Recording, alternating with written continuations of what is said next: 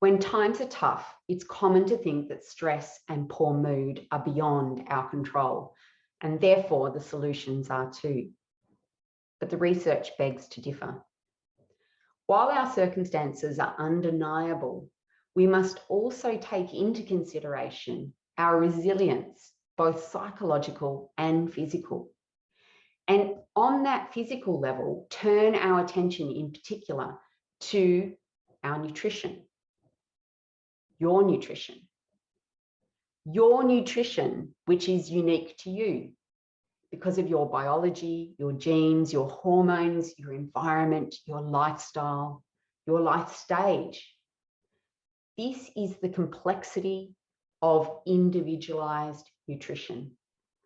An appreciation that you may require more or less of any given nutrient compared to your best friend, your partner, even yourself at a different time in your life. Maybe when you slept more or worried less or hadn't discovered dark chocolate yet. Individualized nutrition starts with ensuring adequacy, that you have just enough. But the goal is optimal. Your optimal nutrition for best brain health, for better mood, and mental well-being. I've had the great privilege of having exactly this conversation with a wide range of individuals, including medical professionals, psychiatrists, psychologists, nutritionists, pharmacists, and of course the general public over many years and on many large platforms like conferences. And each time I know that one of the first questions that pops into people's minds, no matter what the audience, is one of disbelief. I know some of you have that same question now. How?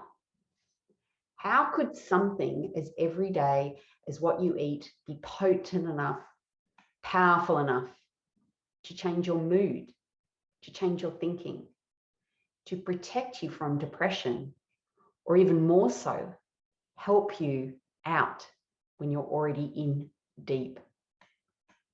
So let's address this elephant in the room straight up. And let's answer it by looking at some really basic brain facts. Our brain, your brain, is not made of other stuff. It's built off the back of the same nutritional building blocks that builds the rest of your body. Now, I know what you're thinking, but our brain is so special, so sophisticated, so complex.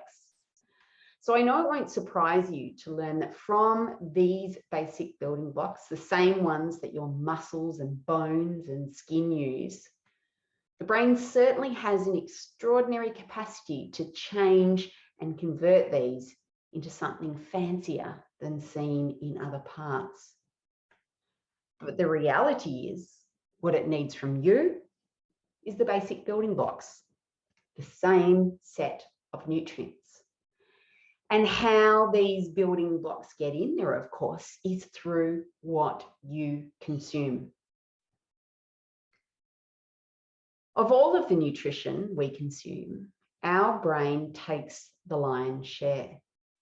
For example, while the brain is only 2% of our entire body weight, it uses 20% of our resting energy, and it gets preferential treatment and supply, meeting its needs first above other parts of the body.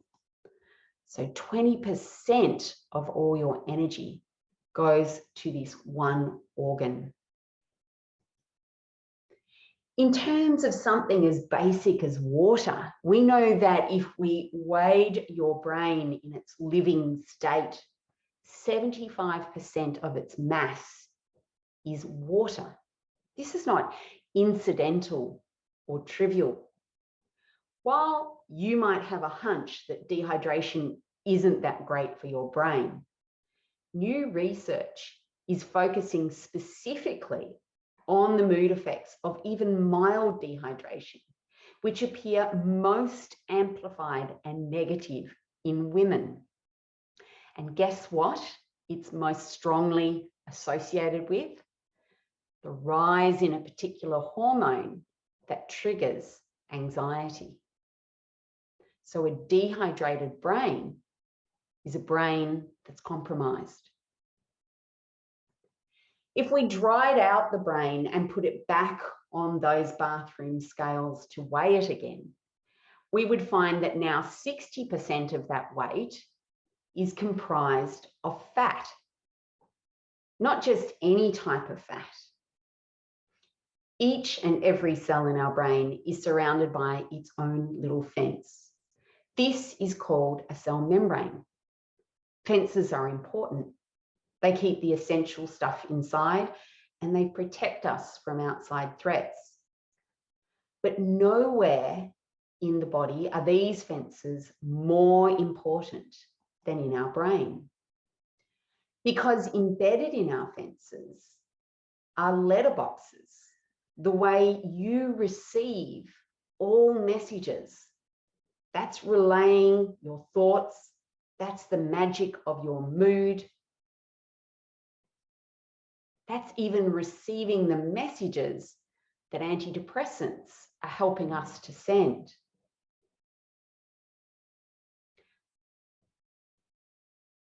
Like everywhere else in the body, these cell membranes, these fences around every cell, are composed of fat, a variety of fats, and the type and quantity of these fats that make up these fences is really important. There does need to be some cholesterol. The cholesterol acts like fence posts, providing stability to the structure. And there needs to be a high concentration of omega-3 fats, you might know them as fish oils, to ensure that our letterboxes are working. Research tells us that 90% of Australians don't consume enough omega-3 fats in their diet to meet their minimum requirements.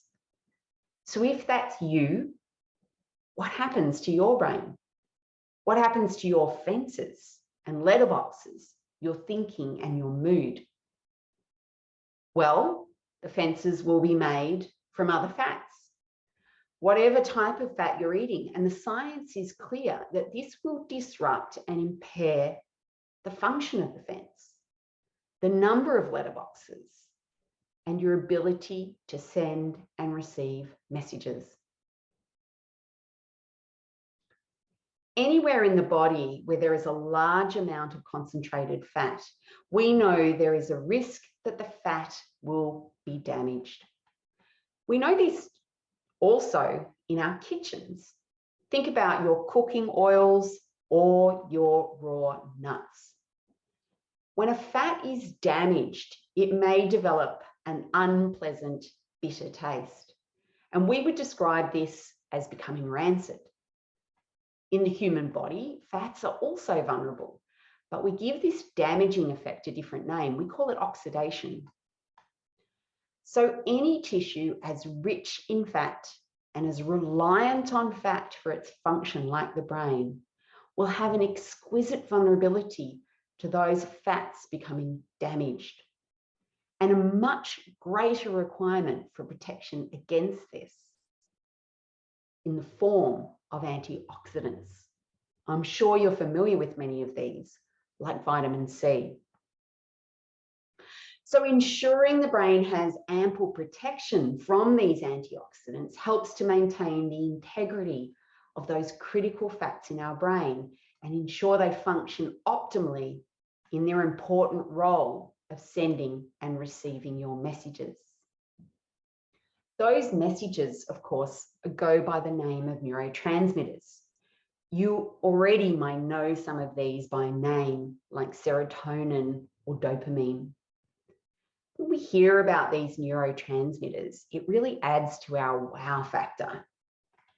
The brain is so phenomenally complex. It can make chemicals that make us feel certain things. But it might surprise you to know that these neurotransmitters, these magic mood makers, are built from basic nutrients: found in quality proteins. And basic nutrients, in particular amino acids given at therapeutic doses, can change the rate of messaging. So a deficit of any of these elements we've described, not enough omega-3 for our fences and letterboxes, not enough water, not enough protein for the specific building blocks of neurotransmitters, or missing cofactors for the conversion of these building blocks through to these neurotransmitters, will compromise your brain's ability to function well. It will undermine your ability to maintain mental well-being. The brain as a whole is encircled by an even bigger fence or wall called the blood-brain barrier. This is a really important outer perimeter. And two nutrients in particular, vitamin B1 and magnesium, are like the steel in that outer wall. If we have enough of these two, the wall and that barrier is intact. And if we don't, it starts to malfunction and make our brains more vulnerable to disruptors and threats.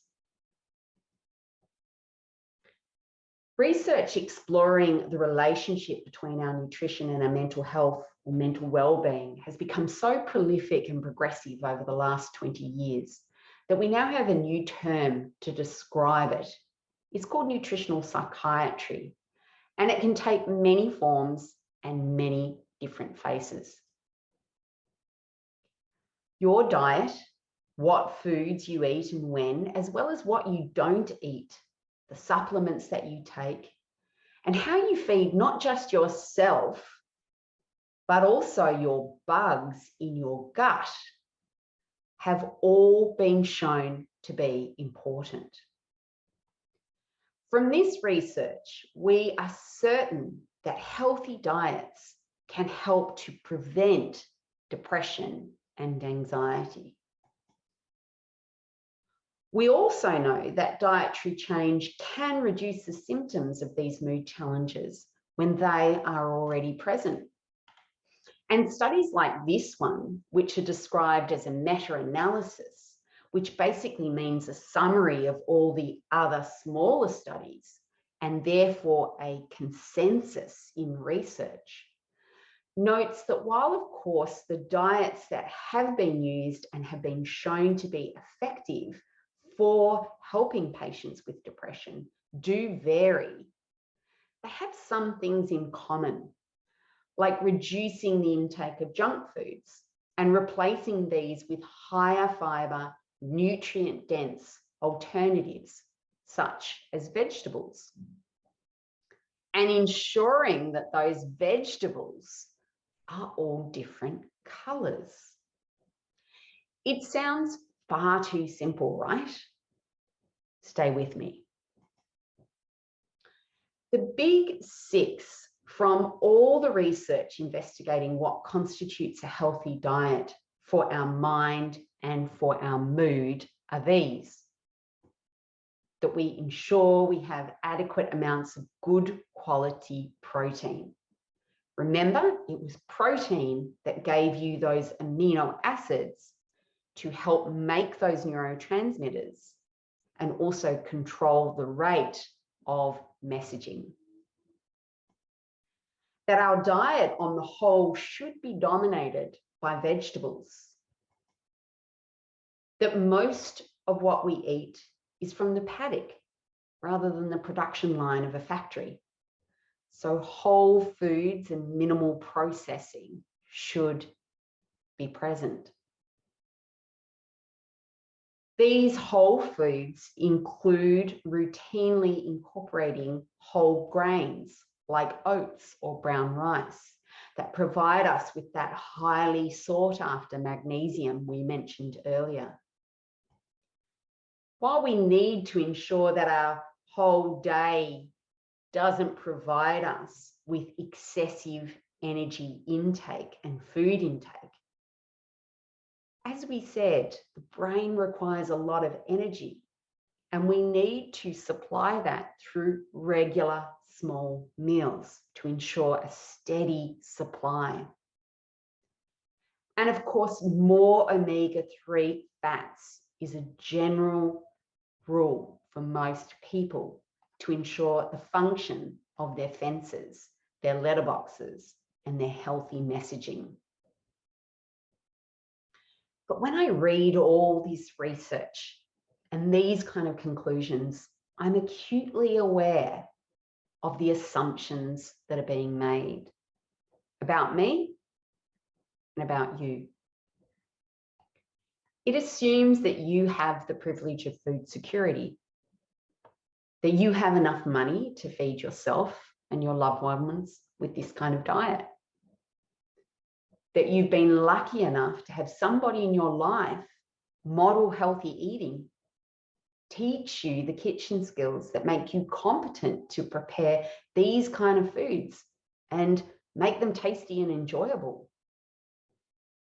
And last, but most importantly, it assumes that you and I are mentally well enough to make these kind of conscious choices, that we are mentally well enough to demonstrate this level of self-care, mentally well enough to get out of bed, put food on a fork, and feed ourselves well. Because just as true as these core tenets of what a healthy diet looks like is another truth, that even those of us with the greatest knowledge about what we should eat and what healthy looks like will find our capacity to follow this will start to crumble just when we need it most. When we're under stress, when we're facing conflict, when we're not feeling mentally well and robust. This is when the healthy habits become the hardest to maintain.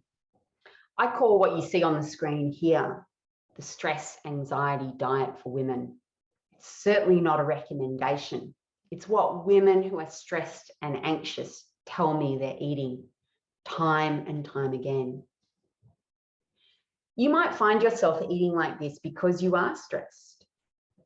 In turn, this diet makes your stress and anxiety worse. One, because we can see that lack of steady supply. The food intake has become irregular. And these pictures certainly bear no relationship to the lovely images we saw before. Protein-focused, whole grains, plant dominant, that you were aspiring to on your better days. These are the very common shifts that happen with our food choices, and they happen fast. You have a couple of bad days when you let yourself off the hook because you don't have the time. You've got bigger concerns. There's a lot going on. It's not your top priority. But the external stresses don't lift or shift quickly. So this shift in your diet turns into weeks, becomes months, and these changes quickly spend all that physical resilience that you had built up in the brain bank before. Because you remember, your brain is a hungry beast. It takes the lion's share of all your nutrition. And during times of stress, it needs even more. So now we have to hold these two pieces of knowledge in both hands at the same time. When your brain needs even more from you, you are likely giving it less. And of course, men are not exempt from this. It may look a little different, but the issues are still the same. Fortunately, this is just the beginning, not the end of nutritional psychiatry and the options that are there for you. Because a good integrative health professional can support you through these tough times, both through identifying shortcuts with your food intake to keep that brain supplied, to stop the brain drain in terms of nutrition, and with tailored additional supplementation to address any shortfall, go beyond adequacy up to optimal. To use nutrients targeted, tailored at higher doses called supraphysiological to have a more pharmaceutical-like effect. Sometimes you need more than just enough and more than diet alone. When I get to this part of the conversation, I always imagine another question. How powerful can it really be though? Well, let's just look at this through the example of one micronutrient and the difference in the effect between not enough, just enough, and optimal. Even the Royal Australian and New Zealand College of Psychiatrists recognise that several nutrients are so powerful that when there is a deficiency, it will make you prone to depression and anxiety. And therefore, your level of these nutrients should be assessed and any deficiencies corrected when you present with mood challenges. This, of course, includes folate. Even though this is the guideline, unfortunately, not everybody is aware of this or follows this protocol.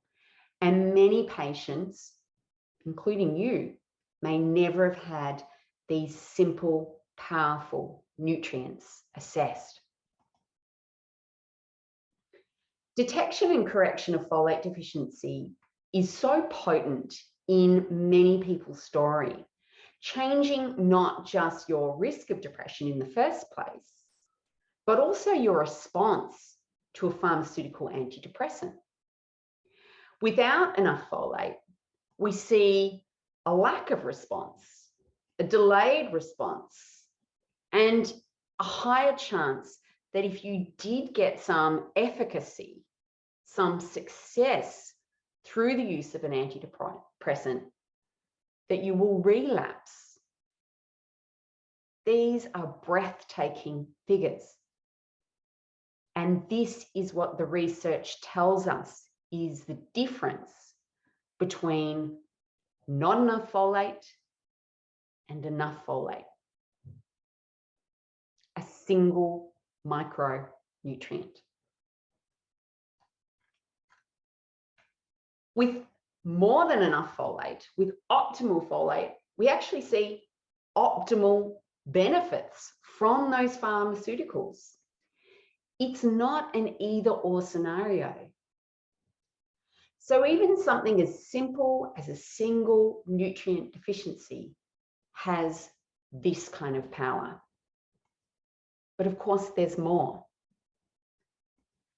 We know, as practitioners working in this field, there are so many other options, both in the form of single or cluster nutrients that we can use at higher levels to act like a pharmaceutical agent. We know how to use amino acids at therapeutic doses that change the rate of brain messaging, calming down excitatory excess, or improving the speed when things have slowed down too much. We also use another group of nutritional compounds and supplements called nutraceuticals. These include things like N-acetylcysteine or SAMe, which you may have heard of. These have enormous bodies of research supporting their role, proving their effectiveness in the support of people with mental health presentations. And rather than it being a case of, well, maybe I should just go out and get a SAMe and get and N-acetylcysteine and try some folate, we know that with the help of an integrative health professional, we can really refine the treatment approach that is best suited to you. If we go back now to where we started this conversation and our original question, how could nutrition improve your mental health? We know now that your brain is not made of other stuff. It's made of the same building blocks as the rest of your body, nutritional ones, but it requires the lion's share, taking 20% of your resting energy, being composed of largely water, and its function being severely compromised even in mild dehydration. A fat-rich tissue full of specialized fats, particularly of the omega-3 variety, that create strong fences around all of the cells, full of letterboxes to help us relay messages, thoughts, and feelings. That requires a high demand for antioxidants to protect the integrity of those fats in form and function. And those incredible neurotransmitters are built of basic nutritional building blocks, amino acids from proteins. And we can use other amino acids or consume other amino acids to change the rate of signaling or sending of those neurotransmitters. The entire central nervous system, including its periphery, its outer steel-like border that protects the contents within, and the function of our brain in terms of both mood and cognition, is built from nutrition. So when somebody asks you now, how could nutrition improve my mental health? Maybe like me, you'll answer, how could it not? The brain is all about nutrition. It's not built of other stuff. And this is where the power and potency of nutritional psychiatry lies.